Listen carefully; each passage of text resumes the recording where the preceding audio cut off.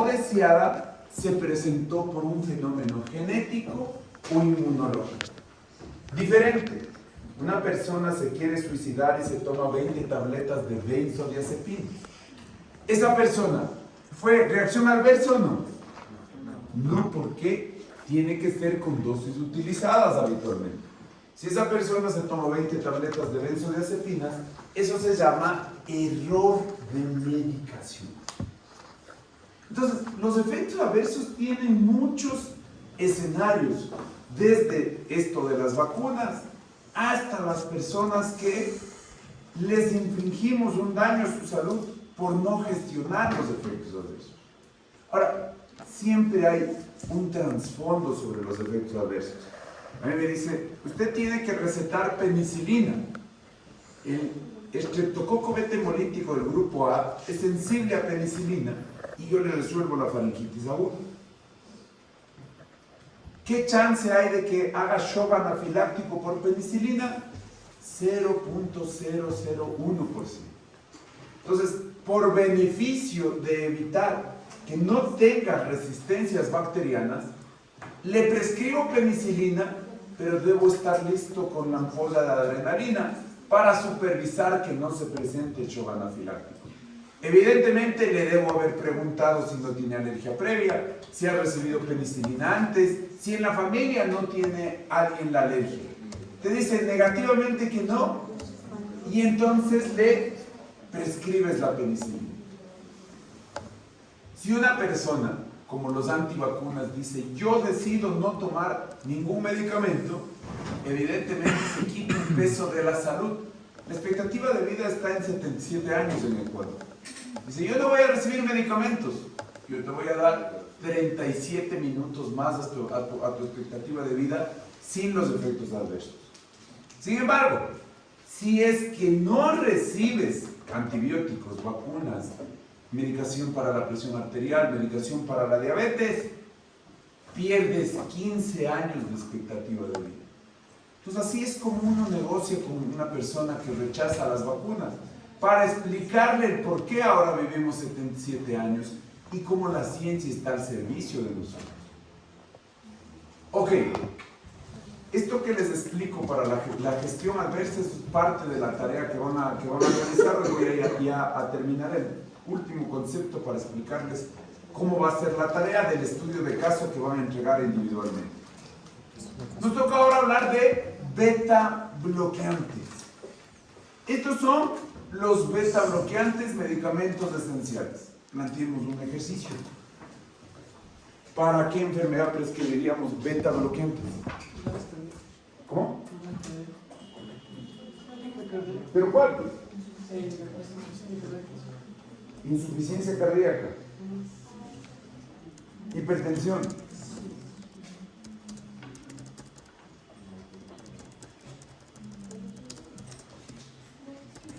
¿Cómo? Angina. Ese es el uso de los beta bloqueantes. Se les prescribe para disminuir el consumo de oxígeno. Y por eso hay un montón de beta bloqueantes. Como ustedes ven, la mnemotecnia es su terminación, así como los otros terminaban en socina, estos terminan en LUL. ¿Qué es importante? Seguirles la pista histórica. El primer beta bloqueante nació en 1970. Es el propranolol y se cataloga como no selectivo. Va a ir a beta 1 y va a ir a beta 2. Como tiene el problema en beta 2, ¿el beta 2 qué me hace? ¿Beta 2 qué me hace?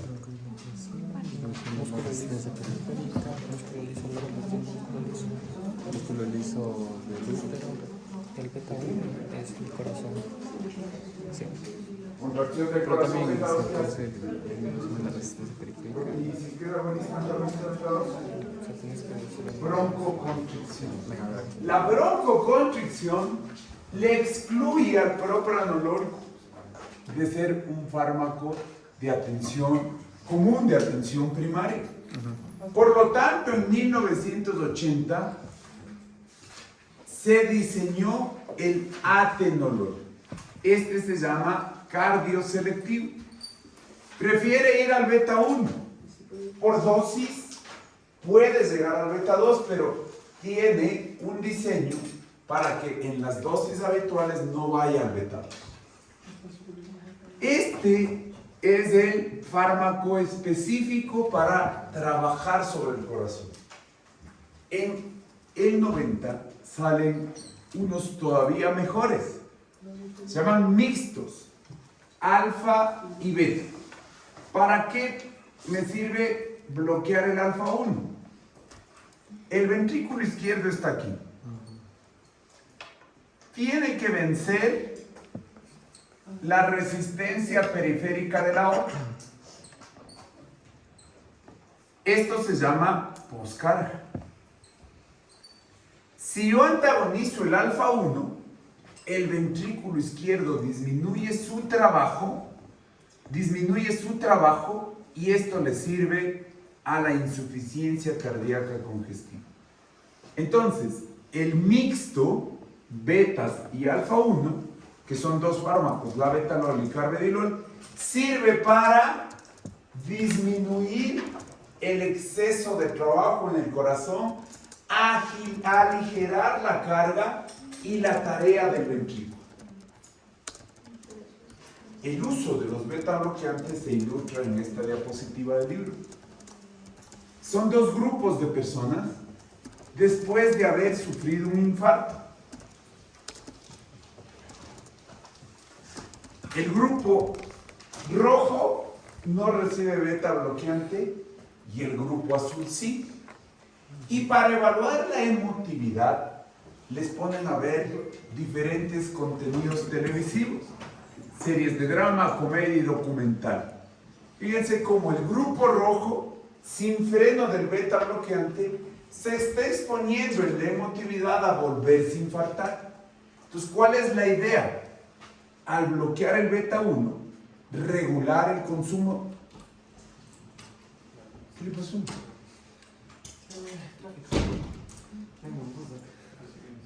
Regular el consumo de oxígeno para, disminuyendo el trabajo del corazón, optimizar el flujo de oxígeno y poder evitar que se vuelva a infartar. A esta estrategia de eficiencia del consumo de oxígeno le llamamos corazón inteligente. Veamos cómo funcionarían los antagonistas de los beta. Acordémonos de las fórmulas: presión arterial, gasto cardíaco por resistencia periférica, y el gasto cardíaco es volumen sistólico por frecuencia cardíaca. Si yo bloqueo el beta 1 que está en el corazón, voy a hacer cronotrópico negativo. Bloqueo el beta 1 del corazón, inotrópico negativo. Entonces yo voy a frenar el trabajo del corazón. ¿Qué hago en el riñón, Santiago? Si bloqueo el beta 1, ¿qué le pasa al riñón?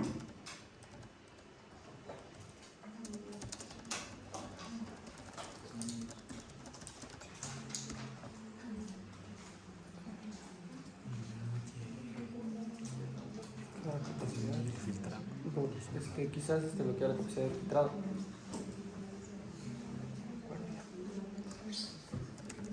Alejandro.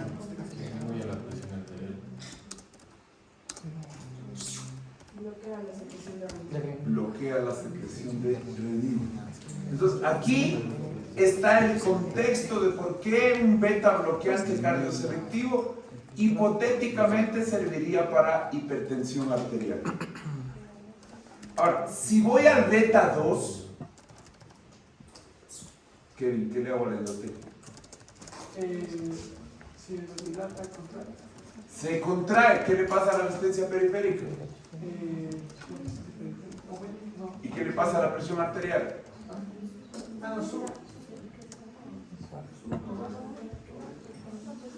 Dale retro todo, dale retro todo. Estoy en el beta 2, endotelio. Dale. Ya, resistencia periférica. Presión arterial. Entonces, esto es un efecto discordante. El propranolol subiría la presión arterial Por lo tanto, no se considera un buen fármaco para lo cardiovascular.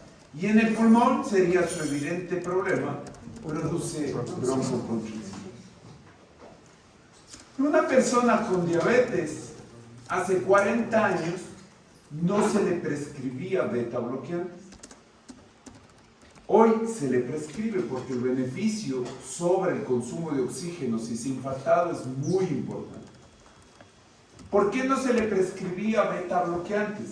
Porque la capacidad de detectar la hipoglicemia, el cuadro clínico de hipoglicemia, taquicardia, sudoración, irritabilidad, disminución de la concentración, dependen del simpático. Entonces, no se recomendaba el uso de beta bloqueantes porque le apagaban al simpático e impedían la detección de hipoglucemia.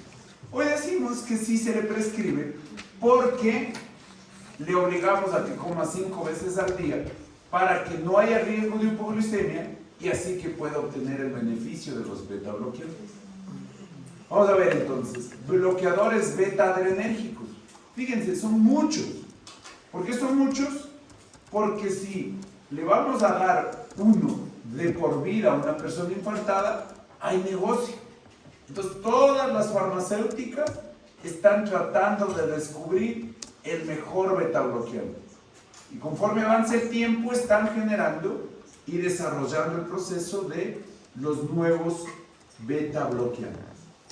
Entre ellos se van a diferenciar de su farmacocinética. Como ven, la tabla tiene la duración de efecto.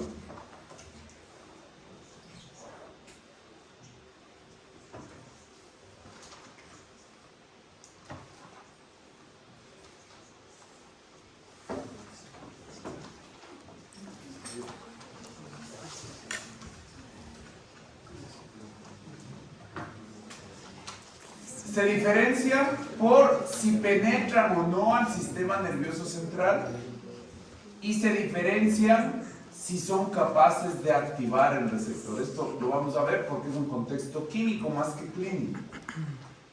Entonces, ¿para qué enfermedad sirven los beta bloqueantes? Hipertensión arterial, aumento de presión portal. Esto es específico en el cuadro básico ecuatoriano, está hecho para disminuir la hipertensión portal de la cirrosis. Infarto es la clave, taquiarritmia, insuficiencia cardíaca, los mixtos, y el propranolol es un capítulo aparte, tiene un proceso específico de tratamiento. ¿Qué ventaja sería en la presión arterial? Que no tiene ortostatismo diferente a la doxazosina. Vamos a ver el propranolol, el primer beta bloqueante, que nos adelantemos a decir que hemodinámicamente es malo, que pulmonarmente es malo, pero su capacidad de penetrar la barrera hematoencefálica le va a dar opción terapéutica para una enfermedad. Los beta bloqueantes, al inicio el propranolol, se utilizaban por disminuir entonces el exceso de consumo de oxígeno disparado por el ejercicio o el estrés. Lo que decimos del corazón inteligente. Al bajar el gasto cardíaco, la carga de trabajo y el consumo de oxígeno, estabilizan la demanda de oxígeno del corazón enfermo. Estarían contraindicados en esta enfermedad. ¿Qué le hacían a la circulación? Esta persona se queja de dolor de piernas al caminar. El síntoma se llama claudicación intermitente. Es más o menos como un infarto al corazón, pero aquí sería una disminución de consumo de oxígeno para las piernas.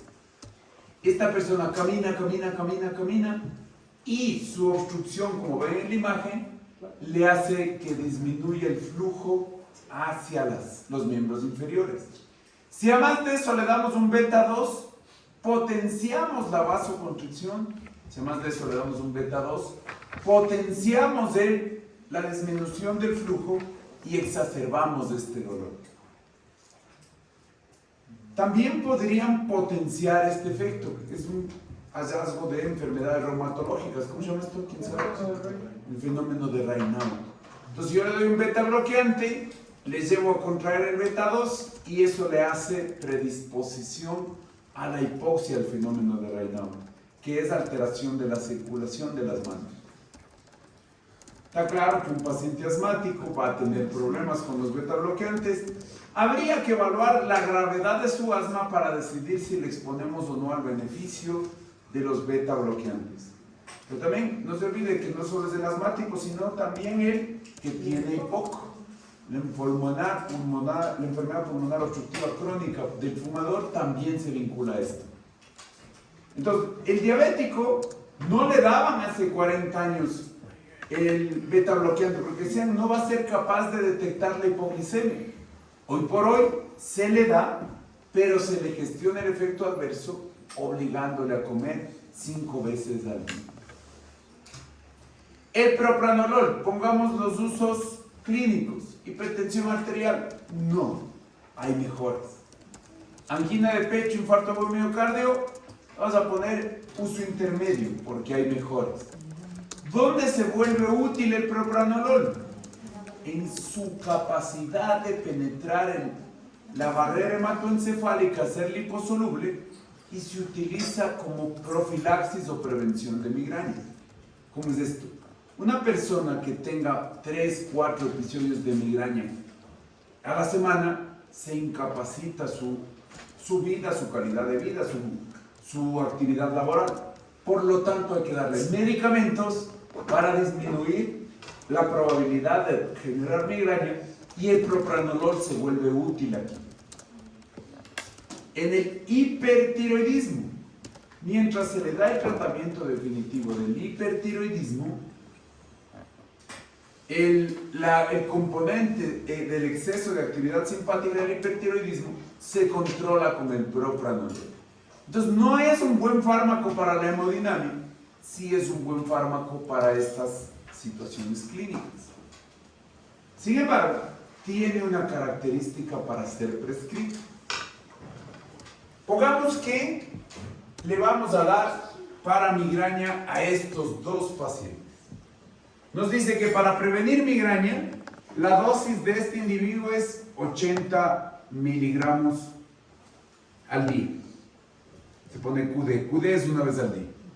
Entonces la pregunta sería, en el estudio aprobado de 80 miligramos, ¿le puedo dar a este 80 miligramos? Entonces me toca darle 20 y ver la respuesta y el efecto adverso bradicardia. Dice, oye, con 20 no hay respuesta, no hay bradicardia. Siguiente día, 40. No hay respuesta, no hay bradicardia. Siguiente día, 60. Respuesta y la frecuencia está en 50. ¿Sin síntomas? Sí, sin síntomas. Me quedo en 60. El ir probando la dosis en esa persona se llama titulación. Los beta bloqueantes deben ser titulados. Se prueba dosis como que yo estuviera subiendo una escalera, buscando el efecto y tratando de supervisar que no se presente el efecto adverso. La titulación es la subida. En inglés se llama titrate. La titulación es probar dosis de forma individualizada. En inglés es titrate. Pero ahora, una vez que tomaste el beta bloqueante y le pusiste un freno al consumo de oxígeno, ¿qué pasa si lo suspende abruptamente? ¿Qué pasa si le suspende de golpe? El paciente se quedó sin plata y dejó de comprar beta bloqueante. Si el freno del consumo de oxígeno estaba ahí y se suspende de golpe, el oxígeno que estaba frenado se consume masivamente y lo que yo estaba evitando que se dé, se dispara. Así como la oximetazolina tenía rebote farmacológico, la clonidina tiene rebote farmacológico, los beta bloqueantes tienen rebote farmacológico. Entonces, para evitar el rebote farmacológico de los beta bloqueantes, voy prescribiendo 80, 60, 40, 20. Eso se llama destete o deshabituación para evitar el rebote farmacológico. En inglés, esto lo vamos a ver bastantes veces en literatura de inglés, se llama taperet. Entonces, los beta bloqueantes deben ser titulados y en el momento de suspender deben ser destetados, deshabituados, taperet. Veamos el caso clínico que nos da el libro. Date leyendo, Santiago. Este caso clínico es el que está en el libro. A ver, un hombre de 51 años acude al servicio de urgencias debido a una dificultad respiratoria aguda. El paciente no presenta fiebre y está normotenso, pero ansioso, taquicárdico y marcadamente taquiapnéico. La auscultación del tórax revela sibilancias difusas. El médico realiza provisionalmente el diagnóstico de asma bronquial y administra epinefrina mediante inyección intramuscular, lo que mejora la respiración del paciente a cabo de varios minutos. Después obtiene una radiografía de tórax y un electrocardiograma que resulta normal. En la historia clínica destaca solo por hipertensión leve que se está tratando con propanolol. El médico indica que el paciente que suspende el propanolol y cambia la medicación antihipertensiva a verapamilo. ¿Por qué el médico tiene razón al suspender el propanolol? Porque probablemente el verapamilo sea una opción más idónea para mejorar la hipertensión de este paciente y por qué existen farmacoterapias alternativas que el médico también debe considerar. ¿Qué fue lo que pasó? Hubo un error de gestión de efecto adverso. Hipertensión leve, le inician propranolol y termina este paciente de 51 años con disnea súbita por broncoconstricción simulando un cuadro de asma. Es tan severo el cuadro del efecto adverso del propranolol que para salvarle tuvieron que ponerle adrenalina. Estaban cerrados los bronquios por la falta de selectividad del propranolol que quería que vaya al beta 1 y se me está yendo al beta 2. A partir de este escenario, de toda la situación de los beta bloqueantes, veamos un concepto adicional. Se llaman contraindicaciones. Las contraindicaciones es, usted no le puede dar el fármaco. Sin embargo, hay que dividirlas en dos grupos. Contraindicaciones absolutas es nunca, contraindicaciones relativas es tal vez. Por ejemplo, paciente con asma severa, mal controlada, que podría beneficiarse de un beta bloqueante para no volverse a infartar, pero el asma es muy severa, contraindicación absoluta. Oye, el asma está controlada, el asma es leve y se puede beneficiar del beta bloqueante, le doy contraindicación relativa.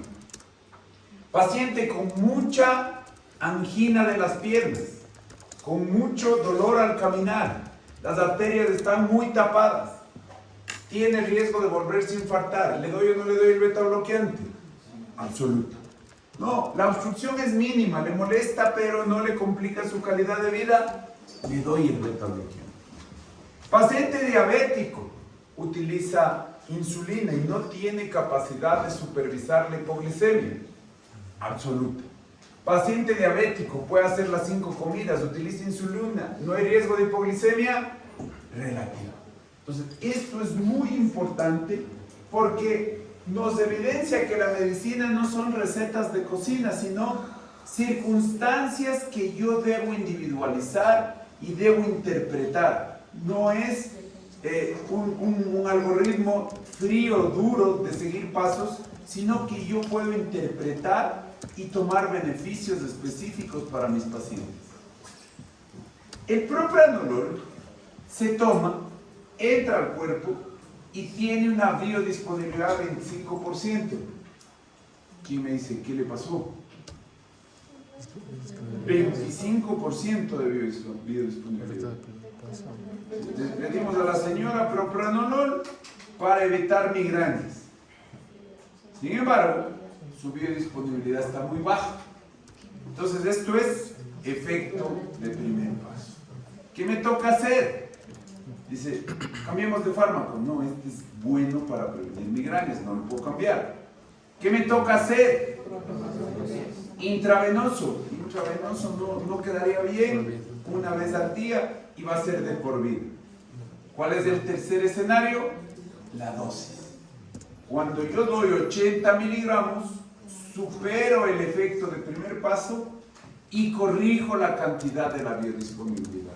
Entonces, cuando te doy 80 miligramos, superé el proceso. Y para evitar efectos adversos, lo que hago es titular. Te quito la migraña sin generar broncoconstricción, sin generar bradicardia severa y encuentro la dosis perfecta de titulación para esa paciente.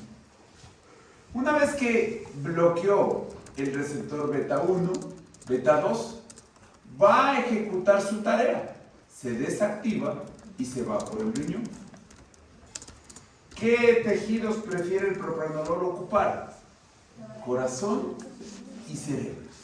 Atraviesa la barrera hematoencefálica, es súper liposoluble. Por eso lo utilizamos para prevenir migraña. Efectos adversos: fatiga, broncoconstricción, disfunción sexual, rebote, arritmias, infartos de rebote y mareo. Este efecto adverso es crítico. La pregunta es, ¿por qué se produce? Y si analizamos, no hay beta en la actividad sexual.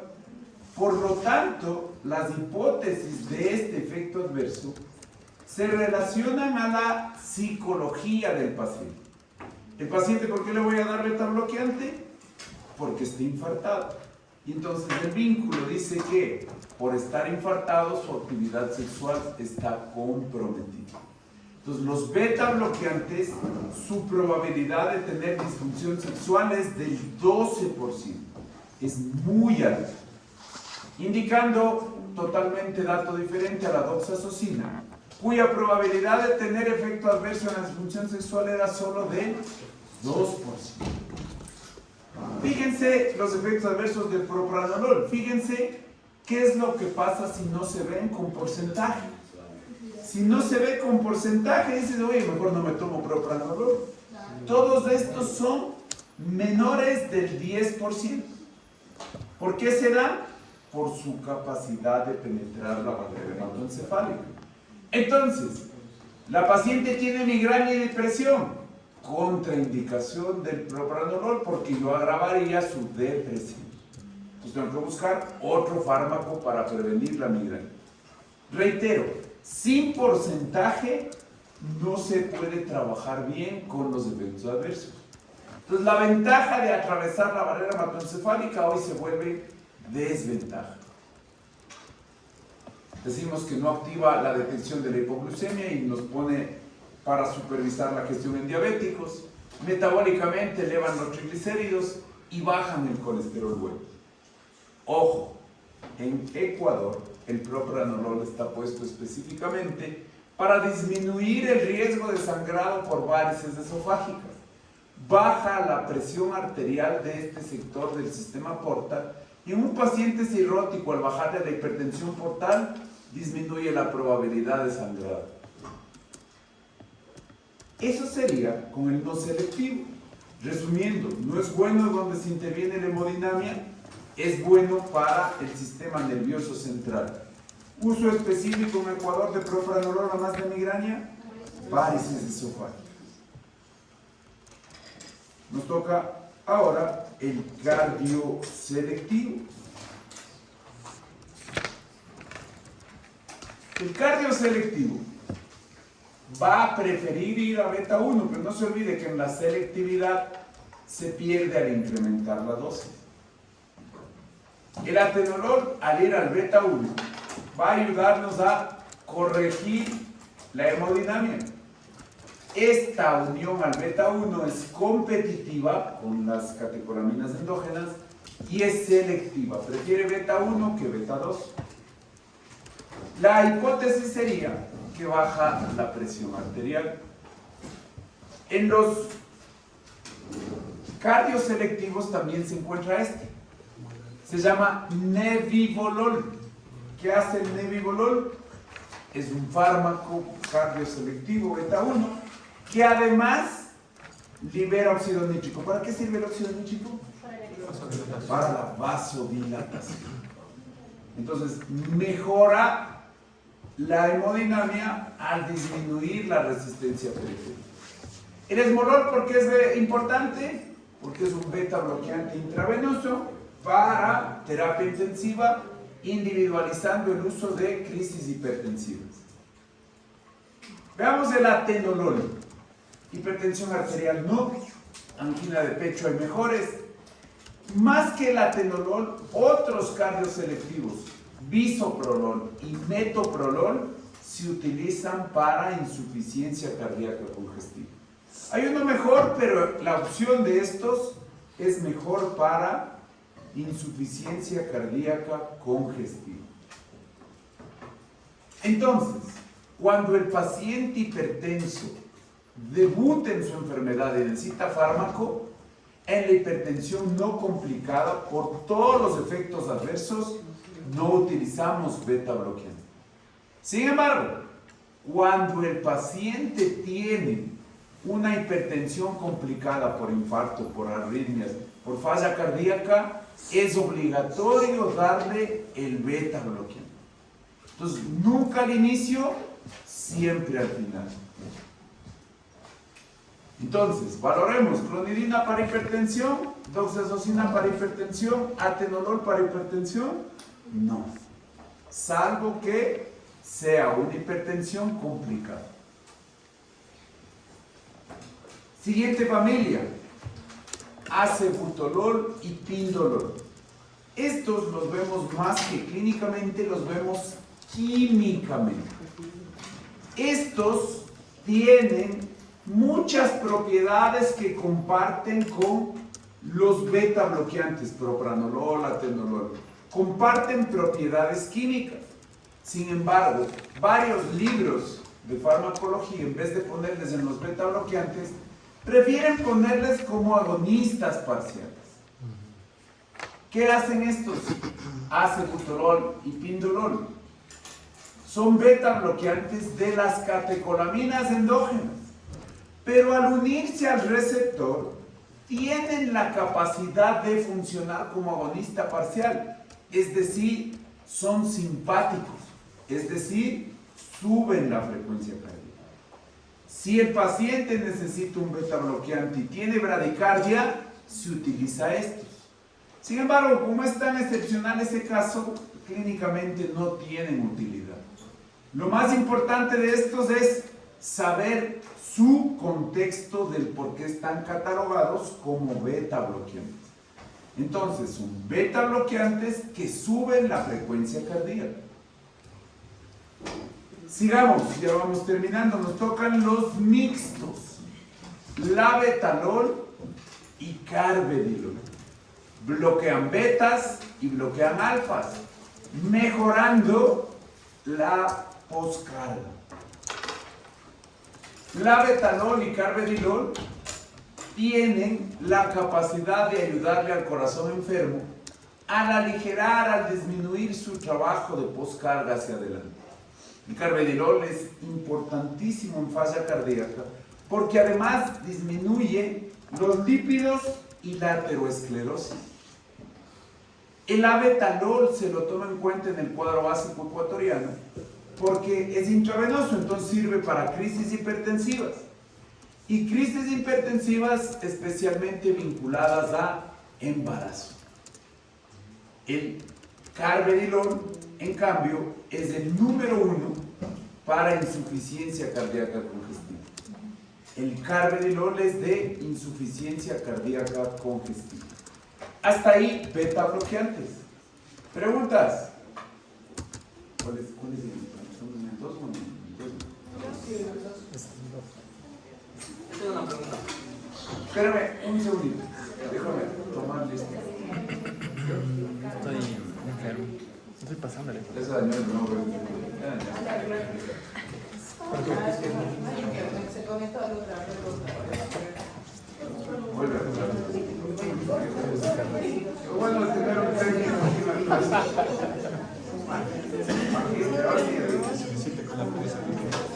¿Qué hace el óxido?